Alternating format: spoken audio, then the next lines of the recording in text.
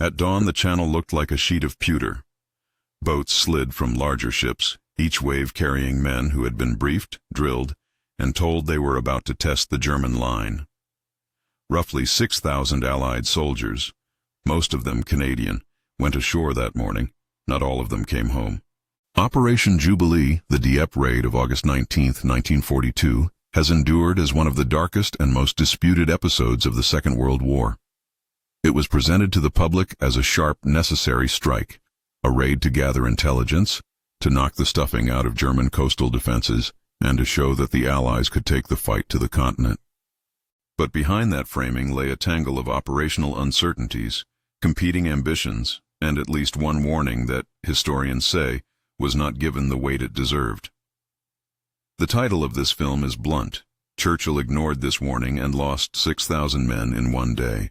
That claim needs unpacking because the record is messy, the culpability diffuse, and the human cost very real. Operation Jubilee's ostensible goals were straightforward: probe German defenses on the French coast, capture useful codebooks or technology, test amphibious techniques, and bolster British morale by showing action against the occupier. The plan called for a large-scale raid on the port of Dieppe, a place with a rocky shoreline, sea walls, and a town whose streets could be swept by German machine guns. Men would land, assault the town and seaport, and be evacuated the same day. The propaganda line framed it as a quick test. Those who planned the mission framed it as an experiment, a painful but necessary rehearsal. Those who fought it called it a massacre. If you're interested in forensic military history and want deep investigations like this one, subscribe now and stay with us through the whole story. Every operation begins with information.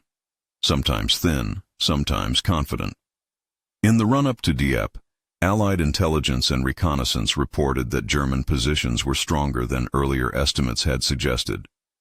Reports flagged reinforced coastal batteries, well-positioned machine gun nests, and concrete emplacements backing the beaches. Some naval officers told planners that the planned preliminary naval fire might not be sufficient to neutralize the shore defenses. Pilots warned that fighter cover could be limited by the aircraft's range and the weather. Behind closed doors, a handful of technical assessments argued that the combination of rough shingle beaches, seawalls, and intact shore batteries would make a rapid inland advance almost impossible, and would render armor, the new amphibious tanks, largely ineffective. This is where the warning becomes the pivot of the narrative. What form did it take? Who gave it? And did it reach the highest offices, up to Prime Minister Winston Churchill? The short answer is yes, warnings existed, but their content and reception are contested. Some wartime reports and later histories point to specific intelligence and tactical counsel that highlighted the risks of a frontal assault on Dieppe's beaches. Other documents and testimonies suggest the warning was one of many voices in a crowded chain of advice, not a single, crystalline memo that could be simply accepted or rejected. Scholars who study the archives emphasize that decisions were made in a context of urgency, politics, and scarce alternatives. To make that clearer, historians differ about whether Churchill personally read or dismissed a particular written warning. What is less contested is that military planners, naval, air, and ground, expressed concern about the feasibility and the risk. Several officers argued that the naval bombardment planned for H-hour would be inadequate to silence the shore batteries, and that the tanks might never reach the seawall. Those assessments reached operational briefings. Historians who argue that Churchill ignored a warning usually point to the broader political impatience for action and to the Prime Minister's known appetite for bold strikes. Those who caution against a simple verdict underline that operational approval was the product of a committee process, not a solitary fiat, and that the final go-ahead involved many hands as well as the ever-present pressure to maintain offensive momentum. The decision chain that led to the assault had visible momentum. In mid-1942, the invading Allies had to reconcile two competing needs: to relieve pressure on the Soviet Union by demonstrating fighting spirit in the West, and to avoid a costly full-scale invasion before the necessary resources, particularly landing craft and air superiority, were available. A large raid promised political benefit and the opportunity to learn hard lessons. Those practical and emotional pressures pushed the plan forward. Navy officers argued about the effectiveness of the preliminary bombardment. Air commanders argued about fighter range and escort. Ground commanders expressed misgivings about the approach and the weight of enemy defenses. In the end, the operation proceeded, with concessions and caveats, but with the essential contours unchanged. The morning of the raid plays out like a sequence of compounding failures: the sea, the defenses, the clocks, the radios. At first light, landing craft layered the pebbled beaches in waves. Soldiers saw seawalls that were higher than photographs had suggested. Churchill tanks, the armored hope of the assault, floundered on the shingle, their tracks unable to bite into the beach. Many were immobilized before they could reach the seawall. Naval bombardments that were supposed to have weakened German positions had not found many of their targets, partly because of poor visibility and partly because of problems in coordinating fire with spotters ashore. Fighter cover was limited. German anti-aircraft batteries and fighters contested the sky more effectively than expected. Radios failed, or messages were delayed, or both. Men on the beach found themselves caught in crossfire from entrenched positions along the rooftops and cliffs, with narrow avenues for withdrawal. We should pause on one human vignette to make the stakes tangible. Imagine a young private from a prairie town in Canada who had trained for months under wet canvas and cold skies. He had been briefed about the need for speed: land, rush the town, secure the seaport, and return. He and his platoon hit the beach in the second wave. The tanks that were supposed to break the defenses had bogged down just ahead. Machine gun fire poured from flanking positions, and the laddered attempts to scale the seawall were met with intense fire. In the chaos, the private saw comrades fall and, when ordered to a rallying point, found the path blocked by rubble and the tide pulling back. Some units tried to carve a route through town streets. Others were pushed back to the narrow boats that had become targets themselves. This vignette is not a single documented letter, but a composite of countless testimonies. The bewilderment, the small acts of courage, the unbearable waiting for extraction that sometimes never came. The sequence of events on Dieppe's beaches transformed into an operational collapse. Men were pinned against seawalls and on narrow escarpments. Communications between commanders ashore, the supporting naval vessels, and the air cover deteriorated.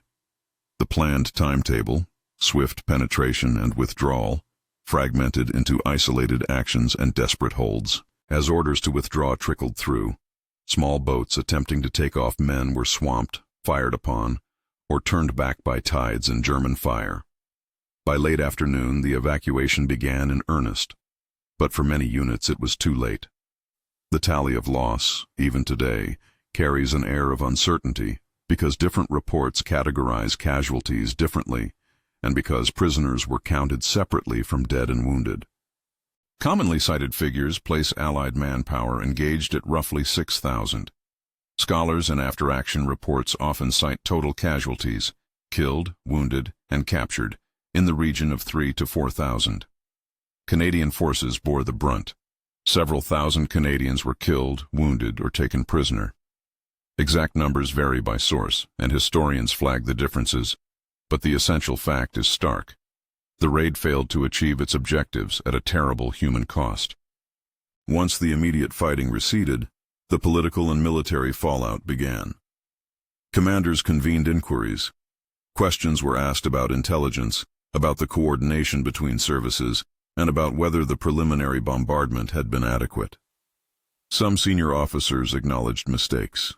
Some politicians demanded answers. The British press, constrained by wartime censorship, nonetheless carried the outlines of the disaster, and families at home felt the effect in telegrams and funerals.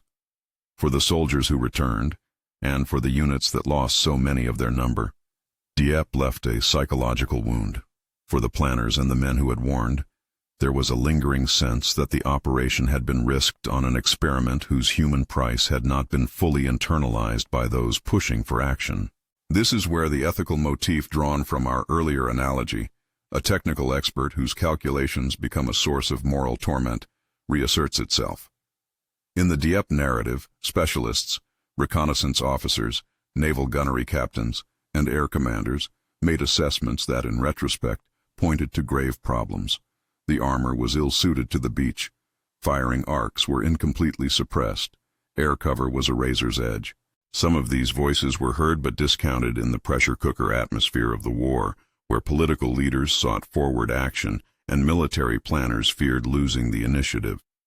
Those who issued warnings lived with the consequence in various ways. Some reviewed plans and adjusted tactics for future operations. Others carried private anguish about the men they had to send into harm's way. And what of Churchill's role in all this? The title's assertion that Churchill ignored a warning must be placed against the complexity of wartime decision-making. Churchill was a proponent of offensive action and was determined to keep pressure on Germany. He was also prime minister, not an operational commander, and many historians argue that his influence was persuasive but not singular. Some archival letters and war diaries indicate that Churchill encouraged bold raids that might have political and psychological benefits. Other records show that operational control rested with military chiefs who shared plans among themselves and with Allied partners. Scholars who accuse Churchill of overriding clear military objection point to moments where the cabinet or the prime minister's office pressed for visible action. Scholars who defend Churchill note that multiple commanders and planners signed off on the raid, and that the fog of war, imperfect information, often contradictory reports, and time pressure pervaded every decision. To be precise, when we say a warning was ignored, we are not always referring to a single memoranda addressed to the Prime Minister and knowingly shoved aside. What we often mean is that a set of tactical cautions, expressed by people closest to the operation, were not fully incorporated into the plan, or were overruled by an appetite for bold demonstration. Archival sources and post-action inquiries indicate that misgivings about the landing sites, about the tanks, and about the sufficiency of naval and air support were raised. How much Churchill personally read and then dismissed is debated by historians. What is clearer is that the political imperative for action, combined with technical optimism in certain quarters and operational constraints in others, produced a plan that underestimated critical risks. Dieppe's lessons were not merely tragic footnotes. The failure forced a hard reckoning that influenced Allied planning for the rest of the war. Planners learned that amphibious operations demanded absolute control of the air, overwhelming and accurate preparatory bombardment, improved specialized landing craft, and detailed, reliable intelligence about beaches and defenses. Those lessons were painful but instrumental in shaping later amphibious doctrine, notably the Normandy invasion in 1944, which benefited from refined combined arms coordination, secrecy, deception, specialized engineering craft, and massed logistics. In other words, Dieppe was a costly, brutal rehearsal whose problems were, to some degree, rebuilt into later success. That, however, offers only limited consolation to those who lived the loss. There is an ethical texture to this story that the raw numbers do not capture. Technical expertise can save lives. Better maps, clearer reconnaissance, more honest assessments of risk can avert catastrophe. But that same expertise can also become entangled in politics, morale, and the compulsion to act. Those who issue warnings may find their voice drowned out by broader aims. Those who approve may inherit the moral weight of consequences. In the Dieppe case, technicians and tacticians provided sobering assessments about how the raid would likely play out under the planned conditions. Those warnings were treated as components in a larger calculus that elevated political considerations and the desire to learn by doing. That is a tragic mismatch between the clinician's careful prediction and the politician's appetite for action. And yet assigning blame to a single person simplifies a complex web of accountability. Decision-making in wartime is collective, subject to imperfect information and competing priorities. Churchill's energetic public persona makes him an easy target for attribution, but the record reveals many actors: planners who designed the assault, commanders who accepted or modified it, naval and air officers who voiced limits, and politicians who wanted to demonstrate resolve. The most defensible conclusion is not a moral indictment of one man, but an indictment of a process that allowed operational warnings to be insufficiently heeded. Whether Churchill personally ignored a specific written warning is a matter historians debate. What is less arguable is that voices of caution were present and that their concerns were not fully heeded. The human metric, the counting motif that haunts this story, is relentless. The plan deployed waves. Each wave met barriers. Men who landed in the first hours faced overwhelming fire. Men in later waves faced the tide, the crowded beaches, and the shadow of failure. The numbers are part of the narrative's rhythm. Roughly 6,000 landed. Thousands became casualties. Hundreds were dead. Thousands were prisoners. Each of those numbers represents names and towns and mothers' hands receiving telegrams. To keep that dignity, we must avoid turning those figures into abstraction. The private from the prairie town existed. Units returned with half their men. Regiments were remade by loss. That level of human consequence demands that the historian's tone remain sober and the interpreter's claims remain modest. In the wider arc of the war, Dieppe's brutality had a paradoxical utility. The operation exposed weaknesses and forced corrective innovation. The Allies invested in better amphibious vehicles, more reliable intelligence, more rigorous combined arms drills, and essential lessons in deception and logistics. In that sense, Dieppe's blood became a grim teacher. But even the most forensic historian must ask whether such instruction required human sacrifice on this scale, and whether different choices could have mitigated the toll. Those questions are moral as much as military. So where does that leave the title's charge? That Churchill ignored a warning and lost 6,000 men in one day. The evidence supports a more nuanced verdict. There were warnings, tactical assessments, and operational cautions that argued a frontal raid on Dieppe carried extraordinary risks. Those warnings reached planners and commanders. They were part of the deliberation. Whether a single identifiable warning was consciously ignored by Churchill is disputed. What is clearer is that political pressures, an appetite for demonstration, and an imperfect chain of operational communication combined to produce a plan that underestimated key risks. The result was a failed operation and a heavy toll in lives. The final image returns us to that dawn, pewter sea, small craft, the grind of men struggling against sea walls, and the choke of traffic back to the boats. The moral weight of Dieppe rests not only on whether one man ignored one memo, but on the collective failure to translate technical warnings into protective action. Experts warned.